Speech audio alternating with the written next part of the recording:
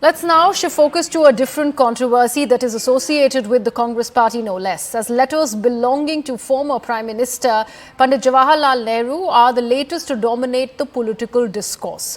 In a letter to Congress leader and leader of opposition in the Lok Sabha, Mr. Rahul Gandhi, the Prime Minister's Museum and Library has urged him to return Jawaharlal Nehru's letters, the personal letters which were allegedly taken by Sonia Gandhi during the UPA regime, that is way back in 2008. Now, according to memorial sources, in around 2008 and 2009, one of the representatives of Sonia Gandhi's came to collect these letters and all the documents and journals and papers that were the property of the memorial, and hence they should be returned to the memorial. Congress had earlier said that they are personal properties. Now, BJP has questioned the Congress over this alleged missing letter, especially to Edwina Mountbatten, that Pandit Jawaharlal Nehru had written back then. And they have also gone on to claim that Sonia Gandhi had taken away 51 cartons of letters written by Nehru. And they also questioned as to what could have Nehru written to Edwina Mountbatten that needed censoring. Meanwhile, Congress has hit back at the BJP, stating as to why BJP is suddenly interested in the letters and that Godse's grandsons are spreading the lies and fake stories against Jawaharlal Nehru. In fact, Rizwan Qadri, who is a member of the PMML, has spoken to CNN News 18 over the missing documents from Nehru Memorial. Let's take a look. मैंने सितंबर 2024 को श्रीमती सोनिया गांधी जी को एक पत्र लिखकर request किया था कि आपके द्वारा जो नेहरू कलेक्शंस में से करीबन 8 अलग अलग सेक्शंस के 51 कार्टून आपने विड्रॉ किए हैं, वो या तो संस्था को वापस लौटाए जाए या हमें उसे देखने की, स्कैन करने की परमिशन दी जाए या उसका कॉपी आपके द्वारा स्कैन कॉपी हमें उपलब्ध कराया जाए, जिससे हम उसका अध्ययन कर सके, संशोधन कर सके और संशोधक अलग अलग जो हैं उसका अभ्यास कर सके। राहुल जी को भी भेजे, आज 3 दिन हुए, उनकी तरफ से भी ईमेल का प्रत्युत्तर नहीं है। उसी तरह हमने उनको पोस्ट से भी लेटर भेजा है। आशा करते हैं कि विपक्ष के नेता के नाते इस इशू के अंदर वो दखल देंगे और संशोधकों के लिए, हमारे जैसे जो काम करते हैं उनके लिए ये चीज़ उपलब्ध कराएंगे। सभी दस्तावेज हमारे राष्ट्र के इतिहास को समझने के लिए अत्यंत आवश्यक है। मैं चाहता हूं माननीय मंत्री जी से, सरकार से अनुरोध है कि संस्कृति मंत्रालय इस मामले की सत्यता की जांच करे तथा पूर्व प्रधानमंत्री पंडित जवाहरलाल नेहरू से जुड़े इन सभी कागजातों को वापस प्रधानमंत्री संग्रहालय में उपलब्ध कराएं। And my colleague Pallavi Ghosh continues to be with us on the broadcast. Pallavi, the same question. Why this sudden interest on Nehru's letters that he had written to the luminaries back then in 20th century?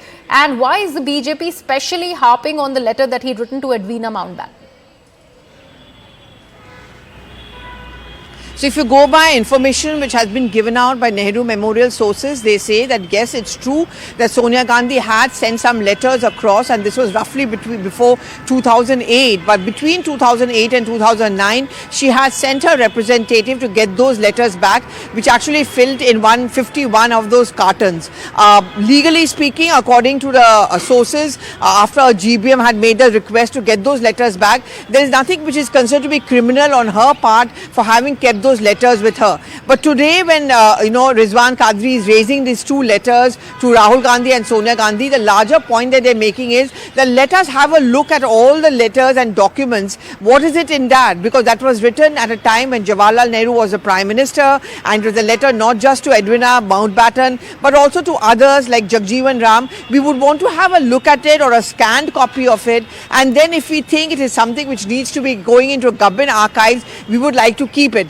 But the fact that the Congress has asked for those letters back between 2008 and 9 actually sounds a little fishy, and that's the point which the BJP is raising. What is it that is there in those letters that Sonia Gandhi had a rethink and decided to ask them back and has not been responding or not even giving out those letters back to Nehru Memorial? Therefore, there seems to be something up that area which is what the Congress wants to hide. Right, Pallavi, we were also hearing that press conference by Bharatiya Janata Party. Now, they also go on to claim that right before the digitization in 2010, in 2008 itself, these letters were really withdrawn from the public space, and that's why they really want to know why at all was this done. And considering we are talking about the first Prime Minister of the country and how these missives were a very, very important source of certain other facts that the people should know because it's historical, that is also a claim that BJP is making. How is the Congress choosing to counter that, other than just saying that this is a diversionary tactic? Well, I mean, we all know that Teen Murti is largely known for its Nehru Memorial, which was only in archives of the first Prime Minister of independent India, which is Jawaharlal Nehru. This entire idea has now been expanded into what is called the PM Sangrahalaya or the PM Museum. And it includes not just Jawaharlal Nehru, but to the present Prime Minister. In fact, if you go through it, you'll also find archives featuring, say, a Gulzari Lal Nanda, who was there for a very short time, Lal Bahadur Shastri, and of course, Rajiv Gandhi, Indira Gandhi, and so on and so forth. That's the argument which is being put forward by Rizwan Kadri and also by Nehru Memorial, that we want to expand it, where we want everyone in our country, especially the younger people, to understand what India's rich history or political history and that of the Prime Ministers are concerned. So every little paper or picture will be important because that will add on to the archives and educate people.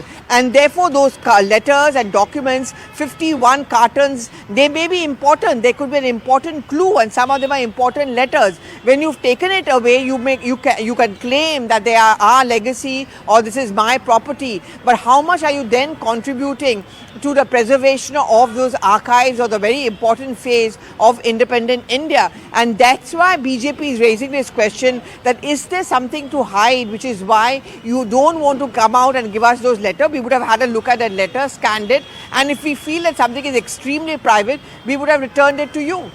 Absolutely. Thank you so much for that, Pallavi. Let's take a look at the reactions that are coming about as far as this story, a controversial one of that, is concerned. Sir, we are seeing that the PMML board member has written to Rahul Gandhi, where he has asked to return all the letters and documents connected to Nehru. For research purpose and for Indian history, benefits of Indian history, such letters should be returned. We all know that Pandit Nehru has sacrificed for this country a lot. 9 years he has been in jail. He has been Prime Minister of India for 16 years, and he has wrote many letters, and many letters are books being there in the public domain. Many letters are there with in the many kind of research platforms and others, because Pandit Nehru is a person who was well read and who wrote many letters. The RSS and the Godse Wad always wants to defame Nehruji and Gandhiji particularly. Both of the RSS and Godse Wad always wants to show a bad light about the sacrifices they had made it. Now the new RSS Wad, the grandsons of the Godses, are into new turn, and they were trying to divert from the real issue of Adani Modi scam now. Every day they will come out with some kind of new thing. There was Jar Saroz, then now today it is some letters, yesterday is some other issue. So this is a pattern for diversion from the real issue. We won't be getting diverted. We all know that the RSS as well as Godses wants Nehru to be defamed. We won't allow it. For 90 years they had been trying it. India has never believed their words, and India will progress will not progress with this kind of diversionary things. India needs answers, because Adani has become India's richest man in the shortest time span, with 6 lakh crores of money worth because of the Modi government's